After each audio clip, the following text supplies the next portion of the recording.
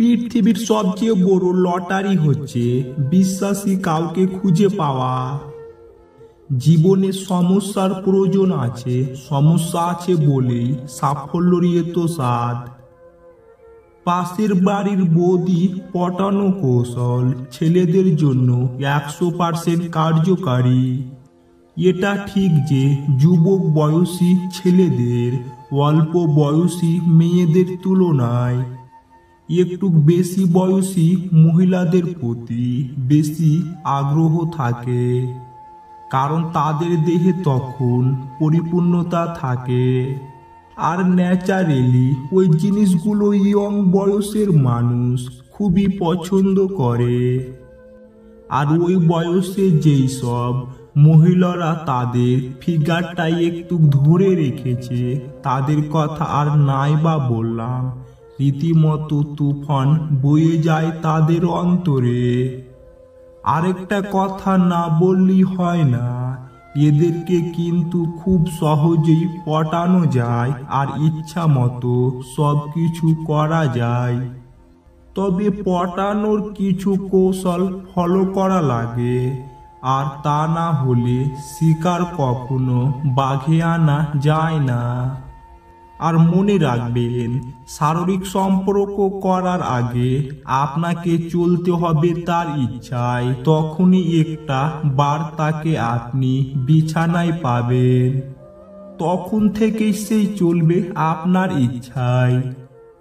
সে তখন আপনার যত অনুগত থাকবে, আপনার বউ আপনার এত অনুগত থাকবে না। যার সাথে আপনি এই সম্পর্কটা করতে চাইছেন, তার ইউক পয়েন্টগুলো খুঁজে বের করুন সবার আগে। তার মানসিক ও শারীরিক অবস্থার সম্পর্কে ধারণা রাখতে হবে। আপনাকে কখনো খুব চালাক বা বোকা সাজা দরকার নেই, নরমালি থাকবেন। তাকে আপনি অনেক সময় দিবেন, তার কথাগুলো মনোযোগ দিয়ে শুনবেন, আর অবশ্যই তাকে খুব যত্ন করবেন। আস্তে আস্তে তার মনে খুবই শক্ত একটা স্থান করে নিতে হবে আপনাকে, সব কাজে যেন আপনাকে সে বিশ্বাস করতে পারে। তাকে নিয়ে কোথাও ঘুরতে যাবেন, আপনি আগে থেকে কিছু বলে ফেলবেন না। তার মনটা যখন খুব খারাপ থাকবে, তখন অফারটা করতে পারেন, দেখবেন না করতে পারবে না।